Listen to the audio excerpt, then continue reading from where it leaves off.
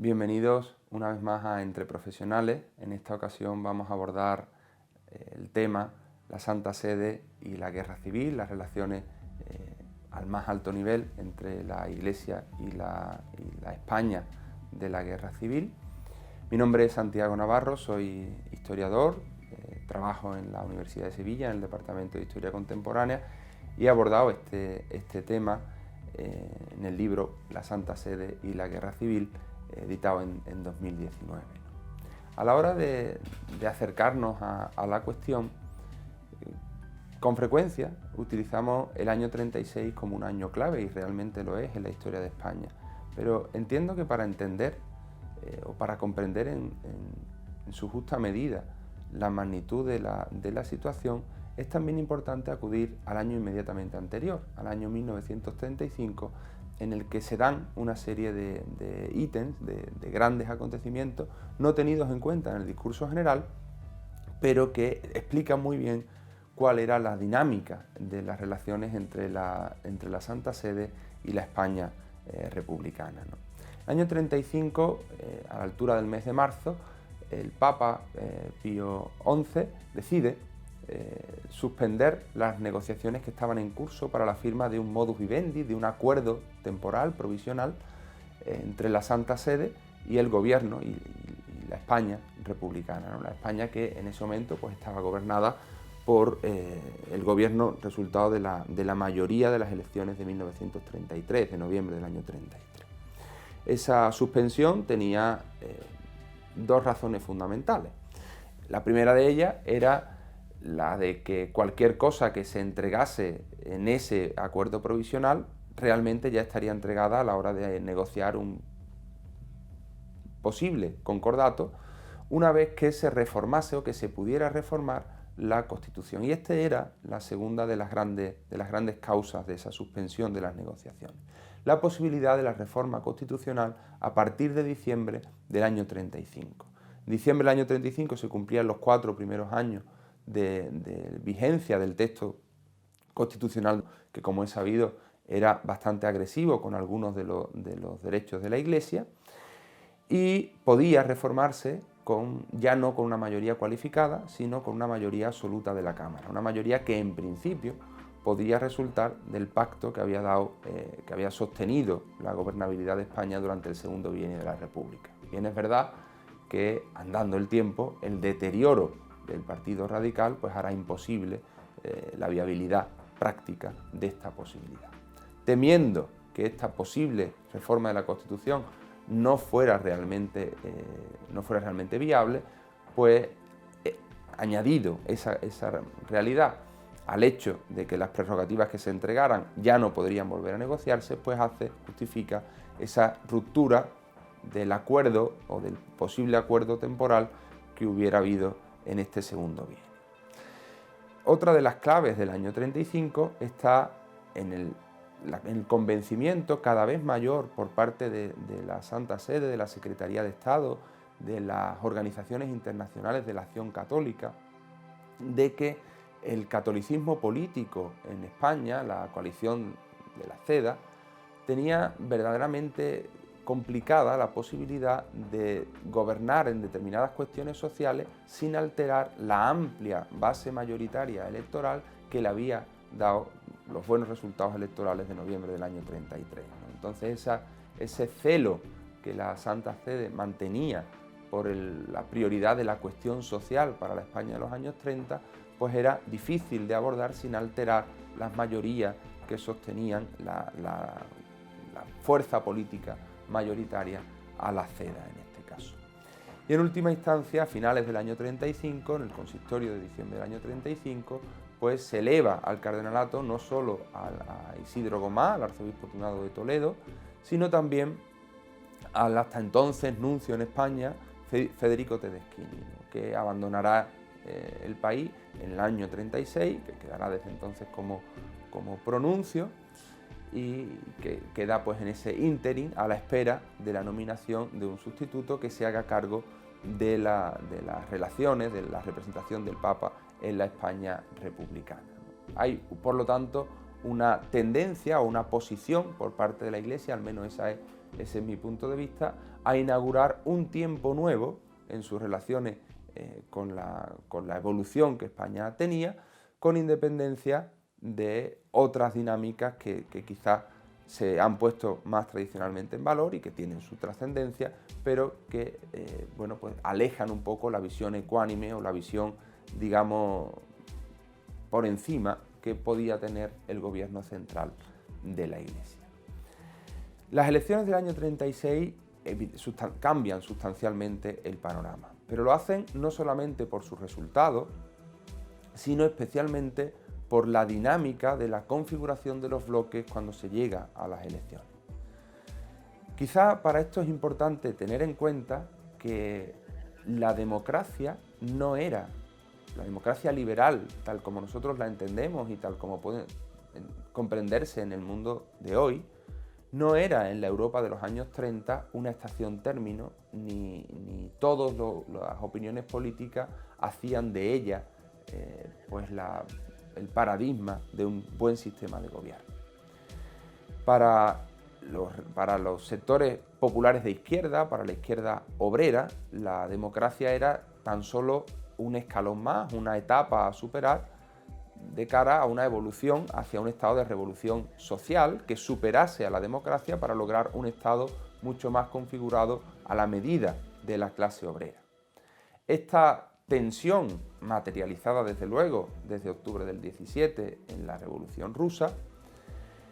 hacía a las derechas, o a una amplia parte de las derechas, considerar que la democracia era un sistema quizá débil para defenderse de la amenaza proletaria y precisamente pretendían protegerse de esa evolución revolucionaria con una contrarrevolución que formara un Estado totalitario de signo contrario. Es la opción del fascismo italiano y la opción que evidentemente va a decantar en la Alemania de Hitler, ¿no? Que hacen del anticomunismo su principal bandera, pero que terminan configurando pues, un sistema que niega la libertad o las libertades y los derechos en el sentido que venía interpretándose en términos de democracia liberal. Con este horizonte general, en el caso español, el sistema republicano es cierto que había sido en alguna medida identificado la idea de república no ya con una forma concreta del Estado y por lo tanto quizá casi anecdótica, si la jefatura del Estado estaba en la figura del rey, en la figura de un presidente de la República de manera electiva, que podría ser teóricamente una cuestión relativamente menor, esa es la bandera del posibilismo católico de la CEDA, sino que en España se asociaba a una configuración, a un proyecto de reforma social, de modernización, entendida en un sentido muy concreto y en términos religiosos entendida en un sentido de laicismo más o menos agresivo, pero desde luego muy orientado a restar la preponderancia social tradicional que la Iglesia Católica tenía en España y que en buena medida había configurado buena parte de la identidad española, al menos en amplísimas capas de la población. Esta idea, digamos, de patrimonialización de la República por parte de un grupo, de un republicanismo de izquierda, se veía unida a un proyecto político, el revolucionario, que termina configurando la alianza del Frente Popular, en la que hay una defensa de la República y del proyecto republicano, digamos, original, la República del año 31, por parte de las izquierdas republicanas, pero que cuentan con el apoyo verdaderamente masivo y que son quienes aportan las masas de los sectores proletarios, los del Partido Socialista, sin duda, pero también sectores comunistas y las agrupaciones, los sindicatos e incluso el anarquismo, que apoyan esa gran movilización de la izquierda para apartar a las derechas del poder y de la posibilidad de gobernar la República o de orientarla en un sentido contrario al que se pretendía. Por parte de las derechas también estaba la disyuntiva de si la reforma de la Constitución o la nueva orientación de la República tenía que tener más o menos profundidad. Esta dimensión es difícilmente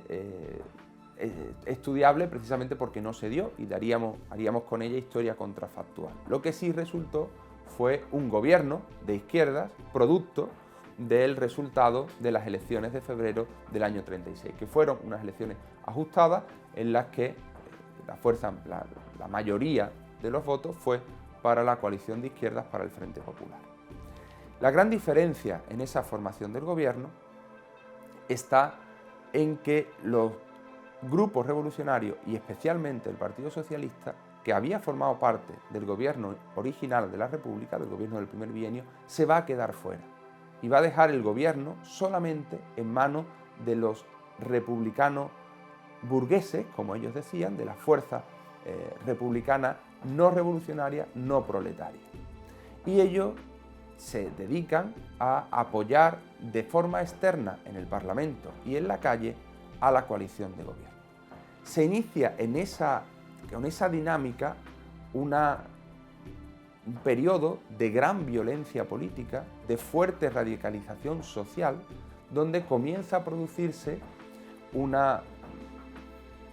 persecución de la Iglesia. El Sericano, el encargado de negocios, llegará a hablar de persecución religiosa antes del comienzo de la guerra, precisamente por el deseo de una política muy anticlerical, ya fuera mediante el uso de la Gaceta de Madrid, del gobierno, de las instituciones legales, ya fuera mediante la práctica. Y esto es lo que caracteriza quizás la etapa inmediatamente anterior al golpe de Estado y el comienzo de la guerra. Si ya hemos dicho que la Santa Sede y las relaciones estaban a punto de cambiar de rostros, ese cambio de rostros se produce precisamente en la primavera del año 36. Por parte de España va a ser acreditado como embajador ante la Santa Sede Luis de Zulueta, que era alguien a quien la Santa Sede le había negado el plácet en el primer bienio y se lo va a conceder ahora. Y por parte de la Santa Sede va a quedar Silvio Sericano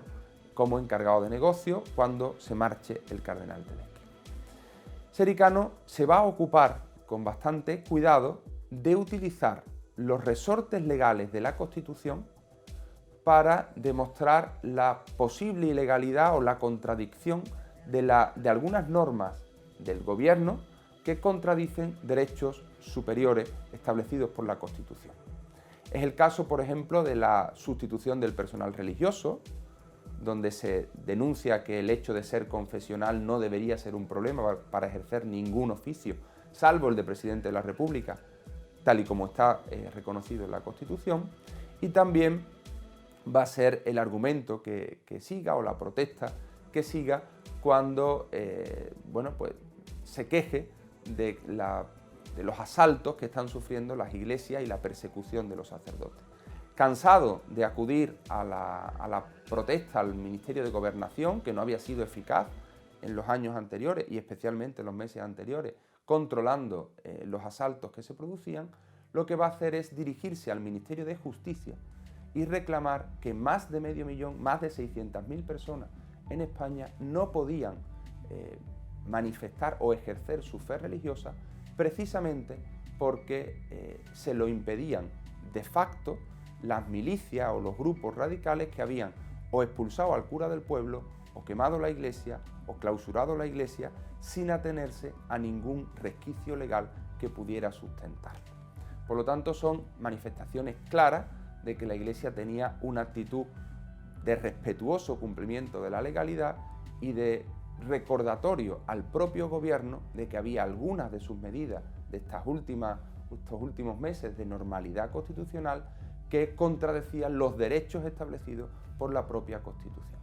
En este último periodo de normalidad constitucional, a la altura de junio del año 36,